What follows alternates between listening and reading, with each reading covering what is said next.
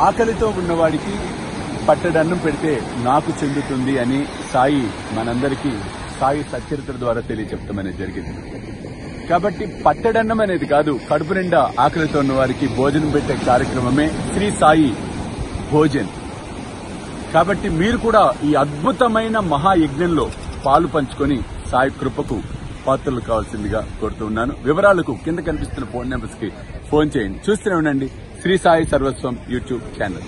అంటే ఈ అనుభవం ద్వారా మనకు బాబా తెలియచెప్తున్నటువంటి అంశం శత్రు షట్కాలు, అరిషడ్ వర్గాలు ఇవి నియంత్రించుకునే ప్రయత్నం చేయమంటున్నాడు. దేహం కోరికలతో ఉంటుంది, సహజమే, సహజ గుణం. పంచదార తీయగా ఉండటం ఎంత సహజమో ప్రతి దేహానికి కోరికలు ఉండటం అనేది అంత సహజం. కానీ ఆ కోరికలను నియంత్రించుకుంటూ వాటిలోంచి బయటపడే సాధనను చేయాలి.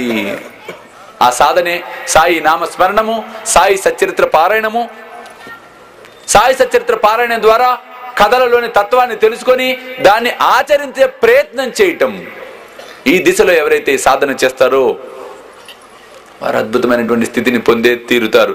జై బలో సమర్థ సద్గురు సాయినాథ్ మహారాజ్ కి జై. నేటి కార్యక్రమం మనం 50వ అధ్యాయం ఫలశ్రుతి 51 ఇవి చూద్దాం.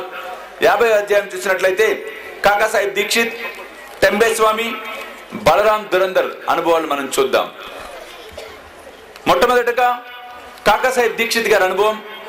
ఈయన మధ్య పరగణలోని ఖాండ్వా గ్రామం నందు వడనగర నాగర బ్రాహ్మణ కుటుంబంలో హరి సీతారాం ఉరఫ్ కాకాసాహెబ్ దీక్షిత్ గా జన్మించటం అనేది జరిగింది. ఈయన పీరియడ్ 1864 నుంచి 1926 దాకా ఆయన జీవించి ఉండటం అనేది జరిగింది. 1883లో బ్యారిస్టర్ చదివాడిన లా పట్టభద్రుడయ్యాడు. అనంతరం ఒక చోట కొలువుకు చేరాడు. అక్కడి నుంచి ఇండివిజువల్ గా ప్రాక్టీస్ పెట్టుకుని జీవితాన్ని ప్రారంభించడం అనేది జరిగింది.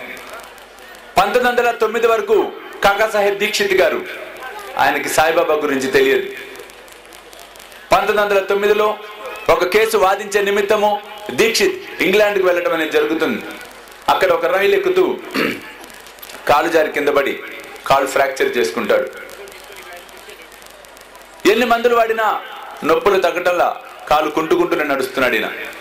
ఒకనొక సందర్భంలో నానాసాహెబ్ చంద్రకర్ గారి స్నేహితుడు వీరిరువురు కలవటం అనేది జరుగుతుంది. ఇద్దరు ముచ్చటించుకున్నప్పుడు మాటలో చెప్తాడు, నానా ఎందుకు బాధపడుతున్నావు, షిరిడీలో సాయిబాబా ఉన్నాడు, ఆయన నువ్వు దర్శించుకో, నీ బాధ మొత్తం పోతుంది. ఎప్పుడు కలవటం ఎలా? ఈ డిస్కషన్ వచ్చిన తర్వాత కొంతకాలానికి అహ్మద్ నగర్ లో అందరూ కలవటం అనేది జరుగుతుంది. నానాసాహెబ్ చంద్రకర్ గారు ముందే వెళ్ళిపోతాడు, ఆయన రాడు అక్కడికి.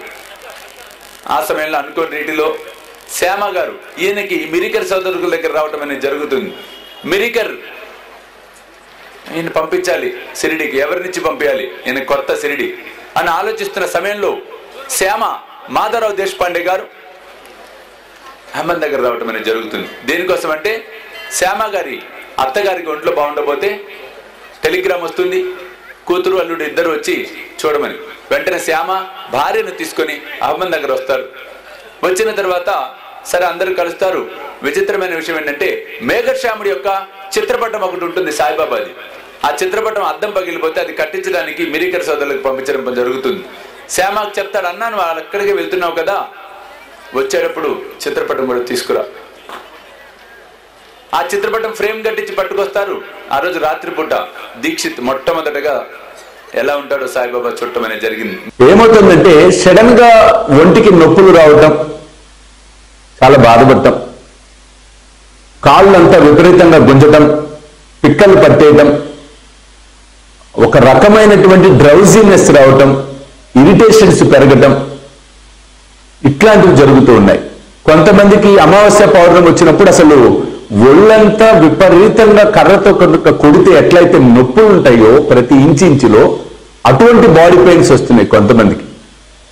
కొంతమందికి ఏమవుతుంది, ఎవరన్నా వ్యక్తులు ఇంటికి వచ్చిపోతే వెంటనే బాడీ పెయిన్స్ వస్తున్నాయి. కొంతమందికి బయటికి వెళ్ళి వస్తే చాలు, కాస్త చక్కగా తయారై బయటికి వెళ్ళి వస్తే బాడీ పెయిన్స్ వచ్చేస్తున్నాయి. కాళ్ళు నొప్పులు, బాగా పిక్కలు అనేవి నొప్పులు, గుంజటము, మజిల్స్ లో పెయిన్స్ రావటము, ఇవన్నీ వస్తున్నాయి. ఈ నొప్పులకి ఏమిటి గురువు గారు పరిష్కారం అంటే ఒక్కటే ఒకటి బాబా నాతో చేయించాడండి. మన అస్థిరక్ష తైలము. ఇది నిజంగా అత్యంత అద్భుతం. జస్ట్ ఒక 4 డ్రాప్స్ తీసుకొని ఎక్కడైతే మజిల్ పట్టిందో రబ్ చేసామంటే చాలా వెంటనే అలా రిలాక్స్ అయిపోతుంది. బాడీ పెయిన్స్ ఎక్కడైతే ఉంటాయో ఒక గిన్నెలో నువ్వుల నూనె తీసుకొని ఒక 5-6 డ్రాప్స్ అస్థిరక్ష వేసి కాస్త గోరువెచ్చగా చేసి బాడీ మొత్తానికి మసాజ్ అంటే పట్టించి ఒక 15-20 నిమిషాల తర్వాత మీరు వేడి నీటితో స్నానం చేసినట్లయితే మొత్తం రిలాక్స్ అయిపోతుంది. బాడీ రిలాక్స్ తేలిగ్గా అయిపోతారు. కాబట్టి గాలి నొప్పులున్నా ఇటువంటి నొప్పులు ఏమన్నా ఉన్నా కూడా మన అస్థిరక్ష తైలం ఉపయోగపడుతుంది.